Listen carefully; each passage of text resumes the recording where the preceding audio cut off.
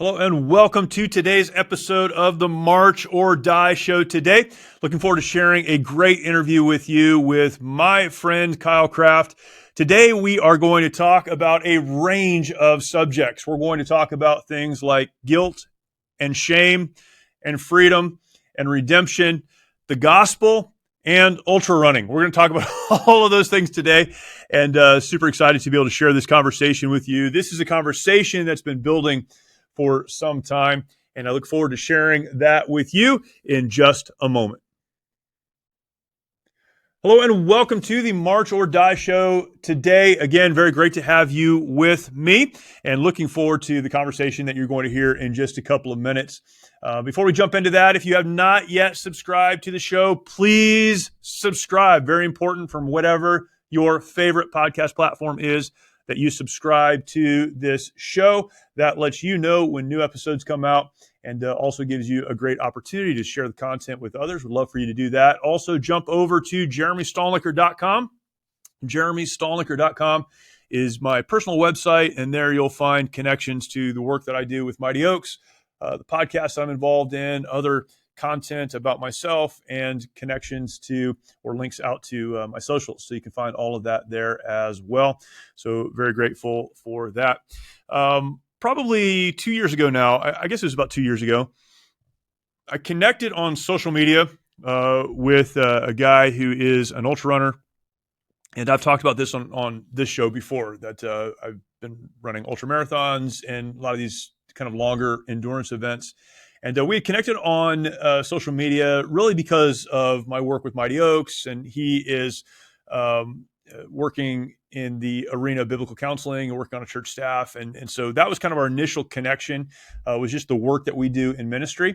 And then he saw that I had just run an ultra marathon, reached out to me, and that's, so I run ultra marathons. He competes in ultra marathons. They're two very different things. I get on the line, and my goal is getting to the other side. I need to finish this thing. When he lines up for a race of really any distance, he's 50Ks, 50 milers, and 100 milers.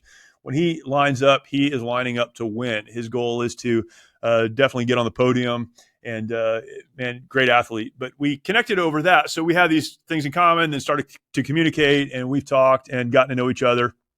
And I asked him to come on the podcast because he also has just this incredible personal story, a story of hurt and pain and loss. You'll hear him talk about shame and guilt and these things, and how God redeemed him from that, and how God really revealed himself and brought him not only to the other side of that, but has him now ministering to others.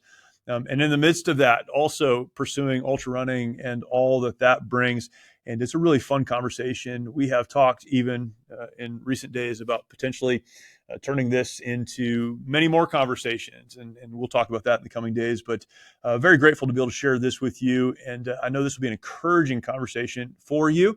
And man, we really kind of touch so many different areas, but they're areas that touch all of us.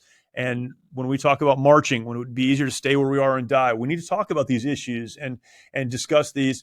And Kyle does that so well. So please enjoy this conversation with my guest, Kyle Kraeft.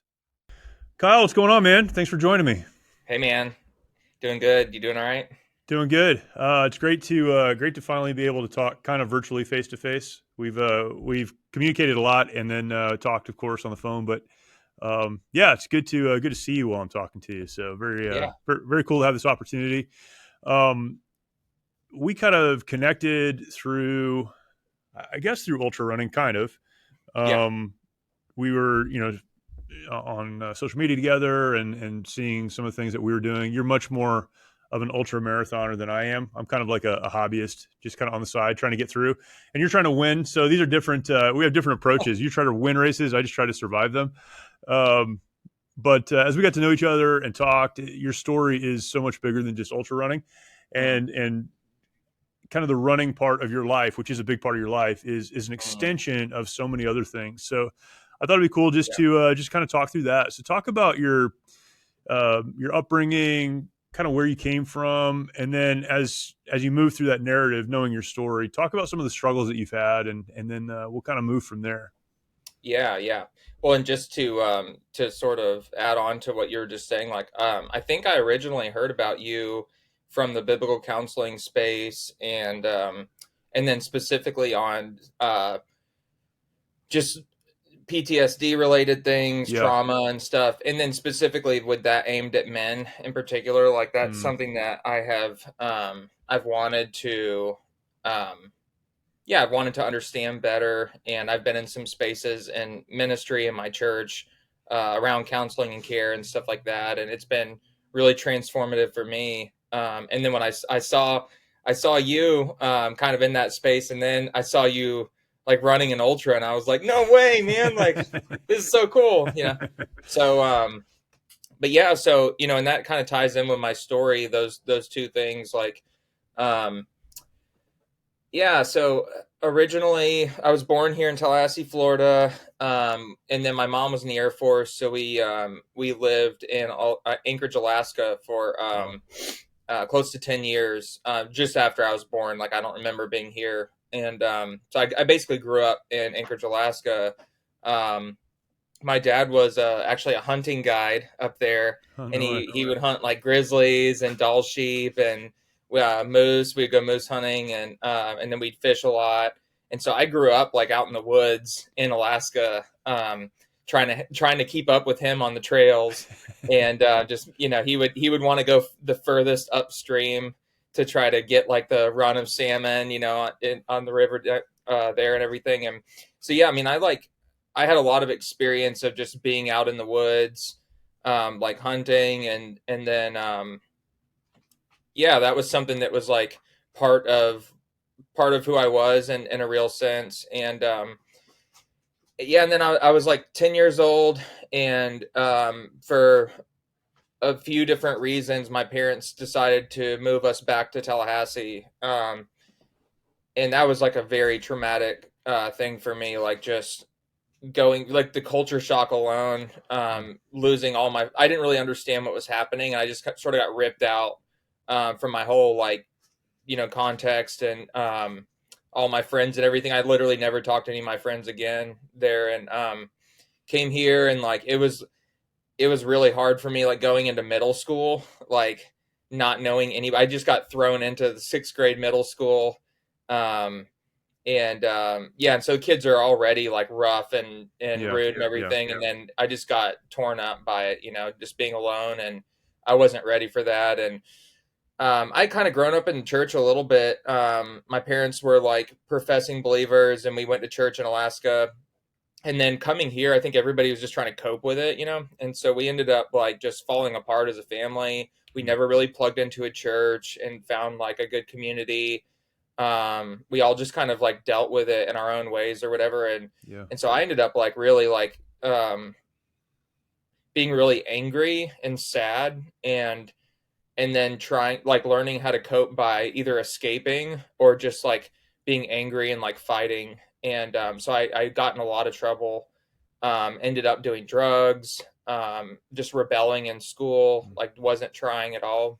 Ended up dropping out of high school my freshman year, and then I got arrested just like a few weeks later for getting in a fight, and it was just really bad. Like Yeah. I everything I would do, I was just like snowballing the problem, and just a lot of it. Looking back on it now, I realize I was living out of my shame quite a bit. I was very self-destructive because I had a lot of shame, and everything from just feeling like I was like a coward or like I was pathetic. And yeah, just that nobody liked me and stuff like that. And so I would do things that would live out of that like self narrative that I was, telling myself. And so that kind of went on. Like I was in and out of like rehab and jail and everything all through my teen years, like juvenile places and stuff. And then um, when I turned um, when I turned 21, there's a lot of details in there, but Yeah. getting there, I turned 21, got arrested for the last time, and I was gonna like I was gonna take a step the next day toward like more aggressive, hardcore drugs. That was like the plan with my roommate that I was living with then, and it was like God intervened in a really powerful way, and I got arrested. Went to jail, was detoxing, absolutely miserable, and just realized that like God had been kind to me throughout my life in many ways. And all I had ever really done in response to his kindness is just to use and abuse it and just Right. spit back in his face, like, and it landed on me in a way that I finally felt like I understood, um, yeah, like just how bad I was. And then in that moment, like I realized, man, it's appropriate for me to like get punished by God right now, like for everything. And in that moment I remembered that Jesus died and was punished, and that was for me. And something about it just immediately clicked, where the gospel made sense for the first time. And I mean, in that moment I was just dramatically having my eyes open and being converted, now that looking back on Yeah. it. And What what what was in you that you knew that, like, you came to that point and you said, yeah, I know Jesus died, and was that something you had learned earlier when you were going to yeah. church, or where did that come from? Yeah, it was, yeah, just from hearing the gospel growing up and everything. And looking back on it now, I'm like, yeah, I had heard the gospel, and I hadn't really understood like the substitutionary reality of the Yeah. gospel and the graciousness of God. It always for me was like, God wants me to live for him, and Jesus died for me, so like I need to get my crap together so I can live for him Mhm. better. And that was kind of how I understood the gospel. And it was all like cross bearing and like sacrifice for Jesus, but not like the fact that he was saving us by his grace, so yeah, I don't really think I understood the gospel at all. And so Christianity for me before that was just like a burden. It was just Yeah. like, I can't do this. Like, everything in me, I feel like I'm holding my breath underwater trying to like live for God. When I would try to like turn back to him, it would just be so short lived.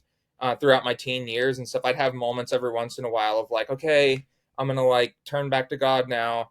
And then I would do it for like a month or something, Yeah. and then just run back to my sin. Yeah, and it was just, man, it was such a sweet moment. And I even sometimes forget now. I'm 34 now, so it's been 13 years since that Yeah. happened. And it's easy to forget, that like Yeah. I was in that place, and God, there was nobody there with me. I was just sitting in a jail cell by myself. Yeah. And Yeah. I just remember weeping just in gratitude that like, why would God be kind to me now? Like, I've been Mm. such a wretch. Like, everything in me is wrong, and God loves me right now and is wanting to to draw near to me and his kindness right now. Like, that doesn't Yeah. make any sense at all, and just melted my heart. When you Um, said you were living out of your shame, and mhm. that was kind of driving a lot of your behavior. I've heard people talk about that recently, and I, every time I hear someone talk about that, I don't think it's what they think it is, right? I hear people say, Yeah. I was living out of my shame or something, and typically what they then do is turn and go, and those people were causing me to feel this way. Right, right. What do you mean when you say that you're living out of your Yeah. shame? What does that mean? Yeah, and some of that I'm pulling from Ed Welch's book on shame, which I really devoured that book and just like appreciated. But he's like, well, some people can insult you, but their insults mean nothing to you because you've been saying things about yourself to yourself that are Right, much right. worse, your whole life. And yeah, just like some of the voices of like people that had said harsh things to me, bullied me, and just told me what I was and everything, like when I was going through that hard time, especially in middle school, that just kind of stuck with me. Yeah, And then yeah, it became the voice in my own head, and I didn't realize that for a long time. This hateful, like condemning voice of shame that was just like, you suck, you're unlovable, mm, you're pathetic, you're a coward, and everybody's going to find out. You'll be exposed one day. yeah, And then Ed Welch says, it's like, if you believe that you're trash, then you're just going to take the trash out. And that's yeah, how he was describing like living out of your shame, is like, I'm going to undignify myself by doing shameful things because I think that I'm somehow less than human in some kind of way. So for me, that was like dehumanizing drug use and dehumanizing behavior where I was not being responsible or dignified and living in my sin. It's dehumanizing really to yeah, live in sin, and so that's how I was living. I was yeah, basically throwing my life away carelessly, and I was too afraid to take my life. I didn't want to live anymore, but I was too afraid to Yeah. actually take my life, and so I'm just like, well, I guess I'll just try to have fun and like do what I Yeah. can Right. Right. and make bad decisions, and it'll one day it's gonna all catch up with me, Yeah. but whatever. It's like And your identity becomes that, right? It's that yeah, Romans 7 to Romans 8 where, mm, I talk about this a lot, but Paul says, "Oh, wretched man that I am." But then in Romans 8:1, he talks about how there's no condemnation in Christ. It's mm, like, where are you finding your identity? And if it's in, these voices that have said you're worthless, or you'll never amount to anything, or you're a screw up, or whatever those voices yeah, are, you're so sinful, God could never love you, whatever those are, then you take that on as your identity, and then you just live that out. So it really is yeah, it really is you responding to what you believe is your identity. That's who I yeah, am. So this is what that person does. right, Until you have that encounter with Christ, who makes all things new. Right? It's a new identity. But yeah, yeah. that's really helpful. Yeah, and it's good to distinguish too. Like there is a healthy like shame that we should feel over our sin, Sure. and we're not worthy of God and His grace. I mean that's the point of the gospel. But like the Gettys have the phrase. I think they got it from John Stott, but it's like two wonders here that I confess my worth and unworthiness. Hmm. In the hymn, and it's so beautiful because those are the twin realities of like we have dignity from God as image Right. bearers, Right. and so we should not be less than human. But then Yeah. at the same time, we're not worthy of grace or love or anything else. Really, it's all a Right. gift from God that's Yeah. undeserved. And It's that or distinguishing though that, and I think this is where we get it wrong sometimes. Right? You're not saying this, but it's I'm not worthy in myself. right, In me right, there is no good thing, but I yeah, have a yeah, lot of worth. I am right, worthy, but it's because of God, and I think that's the yeah, difference. I think it's easy for us to, um, particularly a lot of folks who come from kind of that reformed camp. right, They weigh so heavy on the "you're not worthy" yeah, that you start to believe like, well, I'm really not worthy. No, you are. You have hmm, extreme value. It's just not because of you. yeah, And again, I think right. that's an important distinction. Yeah. Well, that's interesting because that ends up being part of my story, So I get converted and I'm just the scum of the earth in my mind. And then that's like the gospel that I'm like sort of clinging to, in one Yeah. sense, even the language that I was just using a minute ago. But I mean, I think that's genuinely how I was perceiving myself. And I think there is some Mm, truth to that. yeah. But it's not the whole truth, like you're saying. And then, Reformed theology was very attractive to me. And I got into that. I was like deep into it. And like, I loved just calling myself the worst sinner in the Sure. world. And Sure. I didn't realize for many years that I was just like speaking my shame into like I was drawn to it because of my shame. Mm, And it was actually incredibly uncomfortable for me to receive love from other people and let alone God. And so I had a really hard time like going yeah. to our care ministry groups and stuff where we sit around with some guys and just tried to help listen to each other and understand and then speak to truth to each other. And some of the times these older guys would say, hey man, hey brother, like that I love you, right? Like I really I think you're really great. And I would just be like, stop, like why Yeah. don't Yeah. do Yeah. that. Yeah. Like you're making me Right. really uncomfortable right now, and I think there's something to that, where I mean, I think the emphasis of scripture is on God's mercy, his compassion, his love for us, and that should be the dominant theme in our identity in our hearts now as Christians, for sure. Yeah. That's good. Yeah, And in all of that, it- I don't. I have to be careful here. Like, I don't think ultra running or running or hmm, anything physical is like the end all and be all, right? And yeah, I think a lot of people, particularly in like the ultra running space, um, again, talking about identity, that becomes their whole identity, oh yeah, right? And you yeah, say things like ultra running saved my life and all that stuff, and yeah, you and I have talked about this a little bit before, um, but I do think that events like that, because they push you so far outside of the norm and so far outside of your comfort zone and require yeah, so much preparation and so much focus, um, they can be used as it can be used as a tool to yeah, really. I think God has used it in my life and others to really refine, to reveal. It strips away all of the the hubris and yeah, all the stuff, because it puts you in this place where you have to really focus and answer some hard questions about yourself, just physically. And I think that's important. yeah, Um, so I think it can be a tool. I don't think it again is anything kind of more than that. But talk about how that in this process of kind of Yeah, figuring out yeah, who you were before God, where does that fit in? Because it's so important in your yeah. story.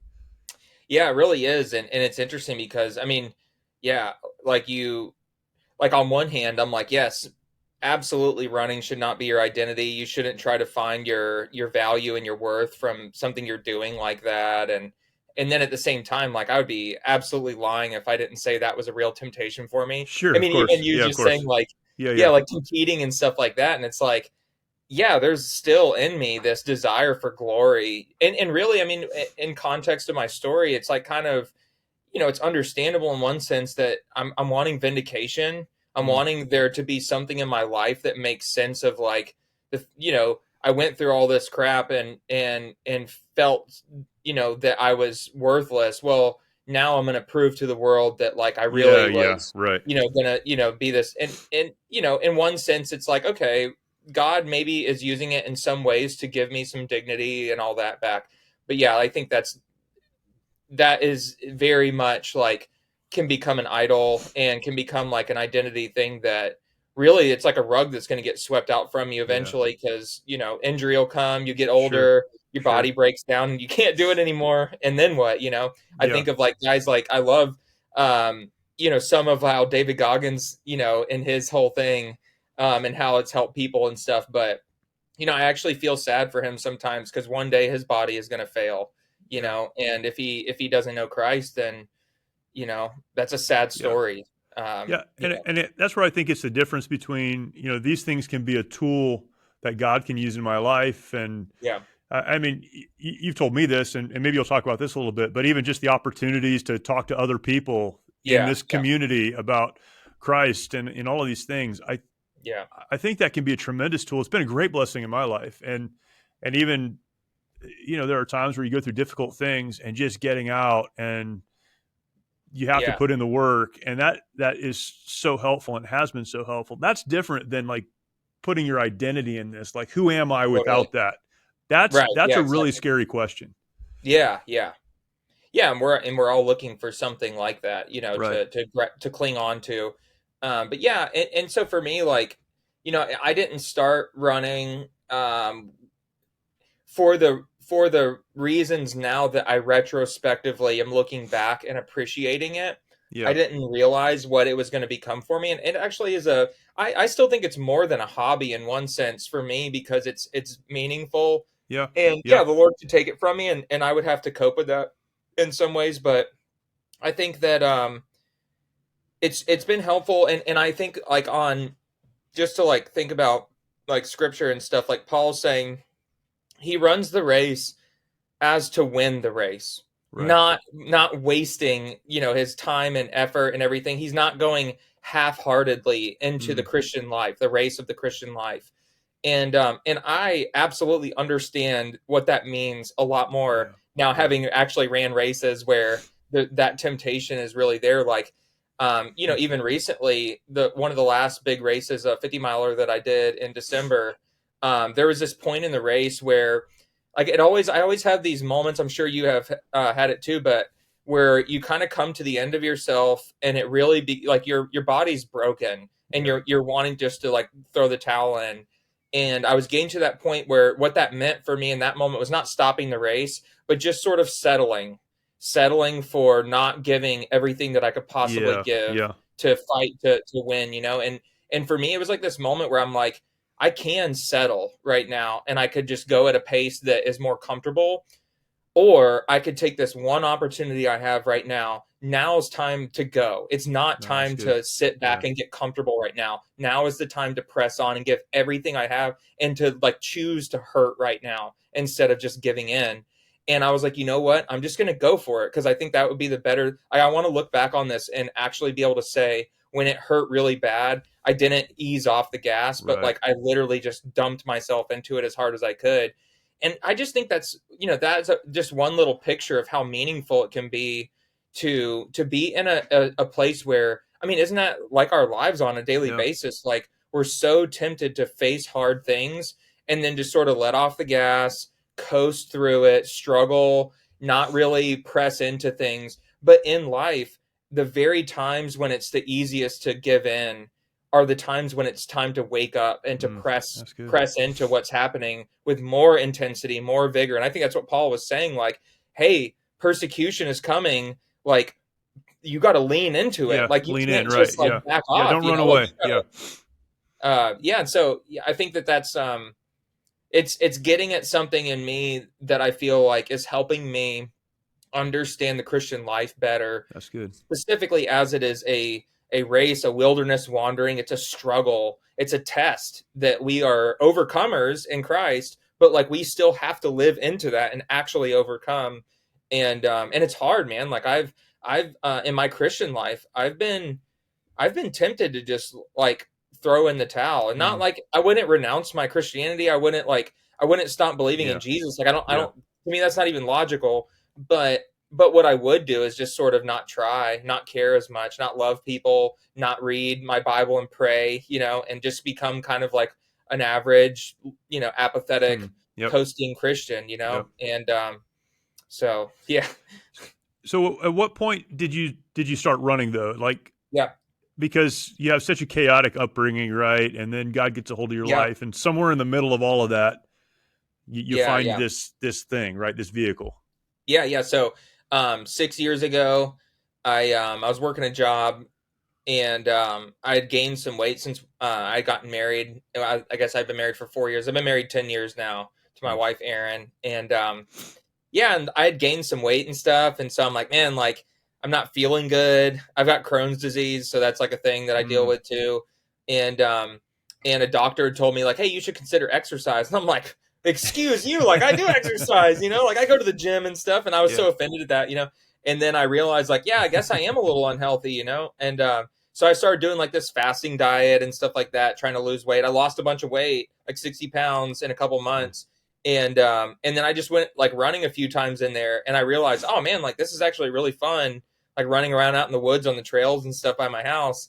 And I just like one thing led to the next, and I started doing it, and then I started like watching like all the crazy ultra yeah. guys on Right. YouTube Right. and stuff, and I'm like, Yeah. oh man, that's epic. Like I could never do that, but that's super cool. And then yeah, one thing led to the next, and it's a slippery slope, right? And It's I a ended up slippery like, slope. Yes, it it is. really is. So Yes, it is. I I caught the bug and did a 50K and didn't do too bad, and I'm like, oh man, like this is kind of crazy. Like I kind of like each new like level is just a new challenge that it feels absolutely impossible and Yeah. daunting, and you're just like, I don't know how I'll ever be able to do that. And then you go and you do it, and you're like, whoa, that's Yeah. crazy. Like Yeah. I still can't believe that. Like I did 100 miler in the fall, and yeah, it just is. It's wild to even think that that's possible. Yeah. It's so crazy. It is a slippery slope because you're like, I could try that. I don't know. Okay, I'll do a 50K. That seems pretty far. I'll do that. Right. And then I will have said I did it, and then I'll never have to do it again. And then you get done and you're like, that was bad, Yeah. but I'm Yeah. not dead. I Right. wonder if maybe I could do 50 miles. I don't know. And then, yeah, for me, I'm like telling my wife, who I just convinced I'd never do this again, Yeah. yesterday. Like, yeah, I just signed up for a 50 miler. She's like, you're out of your mind. Yeah, but this is as far as I'll ever go. I just want to Right. see if I can do it. And then I did my first 100K was in Utah. It was this incredible Yeah. race outside of Zion. It's like this Yeah. amazing. And I was like, man, that was really hard. Like, that really pushed Yeah. me. But I bet 100 miles is possible. It's not that much further, right? And then you're Right. running 100 miles. You're like, how in the world did I get here? Like, yeah, one Yeah. stupid decision after another. But it Yeah. is. It's crazy because you feel like I could never do that, and then you do it, and then you're like, I could go a little bit further. And a lot of life is that way. The analogies Yeah. to that and life are just, to me, they're so clear. But it's really good to have big goals like that because you have to Yeah. train for them. You can't just show up and you know, I mean, Yeah. no offense intended to people who run 5Ks and stuff. Those are fun, but Yeah. Yeah. you don't. Most people don't have to train to run a 5K. You can just No. No. go out, and it'll take you 30 minutes if you're not trained, right? Right. Um, Right. but yeah, it's a crazy thing. It's a crazy thing. Yeah. Yeah. It really is, and yeah. I mean, it's wild though. Like it's hard to explain without having experienced it, Yeah, but I think there's some analogies in other spheres, but I mean, I remember I like did the Georgia Death Race, and that was maybe one of the worst times that I've suffered through a race. Great And name though. That's a great yeah, I name. know, yeah. And that one was like 75 miles, and I mean, the point of it is just to be brutal on you and hurt you, you know. So I just remember coming to a point and during that race where again it was like that point where the Lord's like dealing with me, you know, and in the, you know, just being reduced down to nothing. And yeah, I just remember being so profoundly humbled by it that I'm like, I'm broken. Like this broke my spirit. Like I'm Yeah. actually, I am deeply humbled. And then at the same time, I'm like incredibly proud of myself for finishing, you know? And both of those things, like, I feel like coexisted in me when I was doing that, where I'm like, gosh, um, yeah, I'm not special, you know, like that just Yeah. chewed me up and spit me out like bad, you know? But at the same time, like, I made it. I like decided to persevere, and like that was possible. If I, you know, it's something about learning that you can come to the end of yourself. Yeah. And obviously as a Christian with God's help, but you can keep going forward, you know. You don't have to throw the towel in. It's a choice that you make, and it's so hard. Yeah. I DNF'd Yeah. for the first time, and not last year but the year before, the 100 mile that I just did. I DNF'd it the year before, and man, I'll tell you, that was actually one of the hardest mental things for me and emotional things walking away from that. I immediately regretted it. I was in a really Mm. low place, and I Yeah. just was like, everything about this race has gone sideways. Like even like my watch and my phone were dying, and I wouldn't have been able to contact my wife to come get me. And I'm just out in the Yeah. middle of nowhere in the middle of the night, you know, in the woods somewhere. And I'm just like, man, this sucks. Like my body is shutting down. I was stumbling around like a drunk person just trying to walk, you know.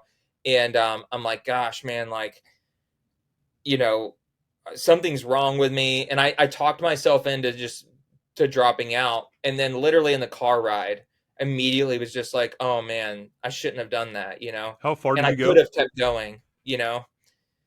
And looking back on it, yeah, it's like for me, I think I could, you know, sometimes I'm more competitive and stuff, but even if I have a bad day out there, I think I've kind of decided that unless something's like a bones hanging out of the skin kind of thing, like broken, like I Yeah. think for me it's important to like just keep going, and Yeah. maybe everybody in the, you know, everybody else passes me, and I just have to do the walk of shame, death march in to finish, you know. But there's You something that's just really good. described every race I've run.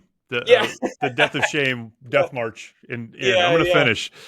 yeah. So But thanks it for really, that. I mean, but there's something about that though that's like, yeah, I mean, isn't that life? Like you have all these Yeah. high, grandiose ideas of what you're going to be like, and then you go out there and you just everything goes to crap, and you're like, well, I have to decide now. Do I Yeah. want to keep going, Yeah. even if I don't get glory, you know, Yeah. or is it worth it for me to finish, Yeah. you know? And yeah, so How far had you gone before you dropped out of that race? about 70 something miles. Yeah, that's crazy. So It's yeah, crazy to me too. So I used to, before I started running these longer races, I'd hear about that and I'm like, you went 70, what's 30 more? Like it's 30 right, more. It's yeah, more it's more than a marathon, right? It's really yeah, far. Um but yeah, it does come down to that decision. And I always think of Hebrews 12:1 where it talks about running with patience the race set yeah, before you.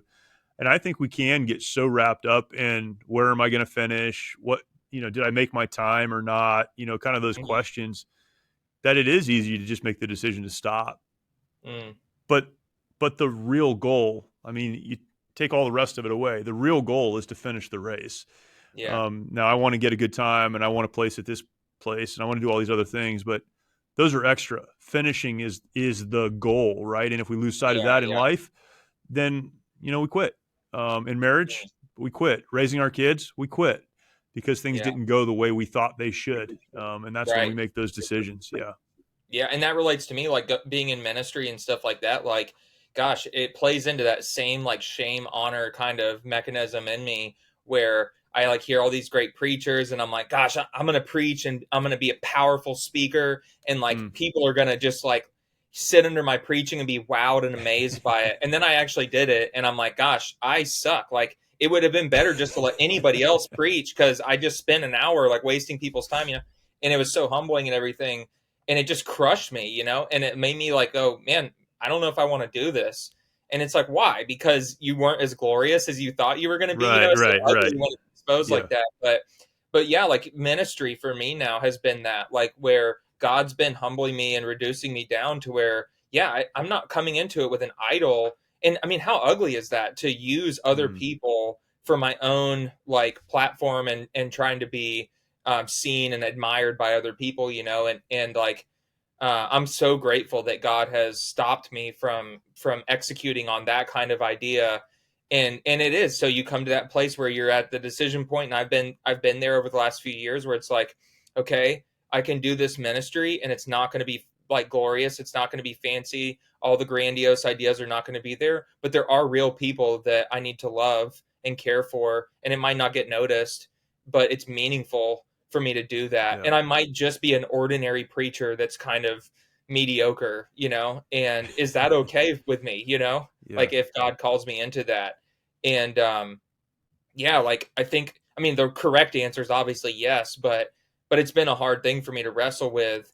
Um, and I really feel like the Lord's relieved me from some of that. And part of it, I think, has been through the running and stuff, and just being like, no, like, this is like, Paul, it's interesting. Paul doesn't say the opposite of pride is to just think terrible thoughts about yourself, but he said that you have to have, appropriate thoughts about yourself, that yeah, you rightly, think of yourself. And so in a sense, like, that's, I think humility is that, where you're just like, no, this is, I will always finish these ultras. I'm peaked out right now, as much as I think, I don't know, maybe I'll get a little bit better at running, but I'm probably not going to podium on big races. I'll probably be able to do that on mom and pops, sure. like, local style races, but I'd be lucky Yeah, to get a top 10 if I was to go to like any kind of bigger, more competitive races. And I kind of just have to live with that, like, I don't have the mm, genetics to be, and I'm not using that as an yeah, excuse. I'm probably training harder as like, than most of the people I know. And I'm training almost as hard as like professional runners, and maybe too much, like, obsessing over it a little bit. But yeah, like, you bump up against how God has gifted you and blessed yeah, you. And I think that's the thing, like, learning how to find learning how to find the enjoyment, genuine mm, joy and gratitude for the ways that God has gifted you, and whatever scenario you're in, with the good and bad, just being able to be content with that. And then yeah. like, having genuine joy. And I think for me, that's That's been good.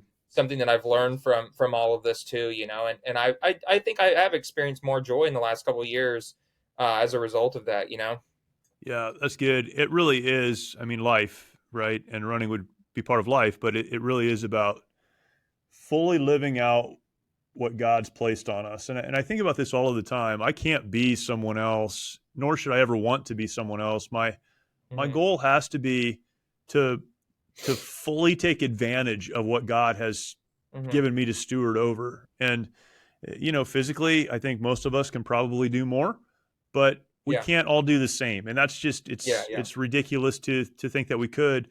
Intellectually, relationally, that would be true in every area of life. My only responsibility really is fully living out what God has placed on me, hmm and just trusting Him for the rest of that.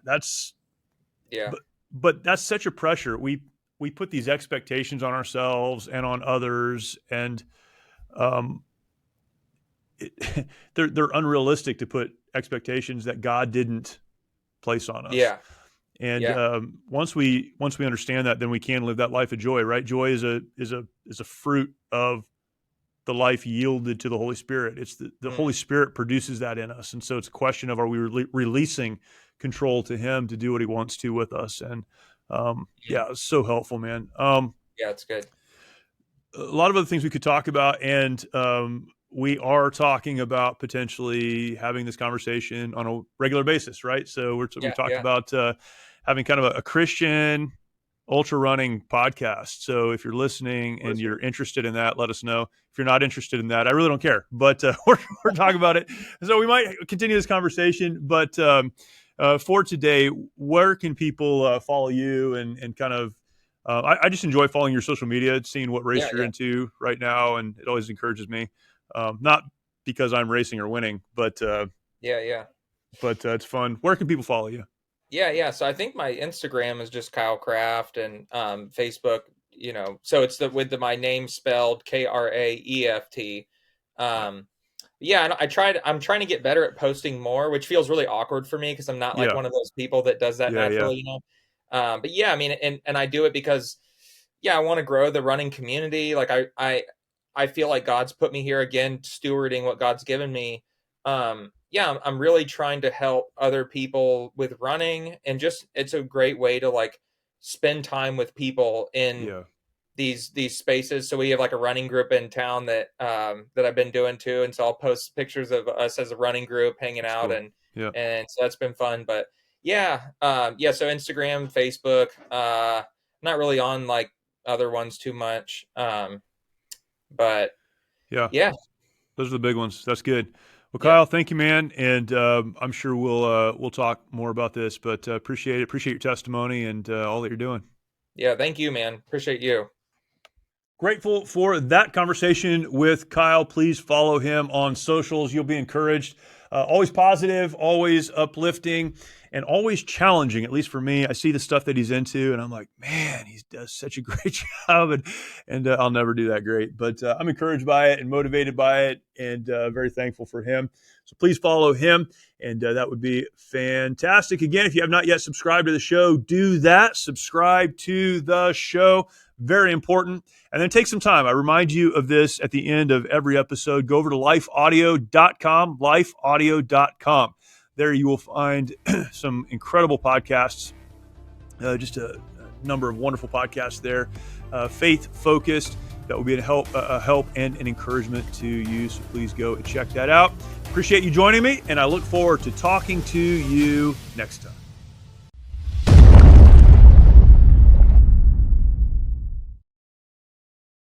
Many of our veterans feel they need to fight their battles alone. This self-isolation has led to the staggering statistic of more than 20 veterans taking their lives every day. The mission of Mighty Oaks is to eradicate the veteran suicide epidemic and help our warriors change their legacies. We've been able to help over 4,000 veterans and first responders by equipping them with the tools they need to live the lives they were created to live. Our faith-based, peer-to-peer approach has one of the highest success rates of any program available today, offering hope and understanding to those who need it most.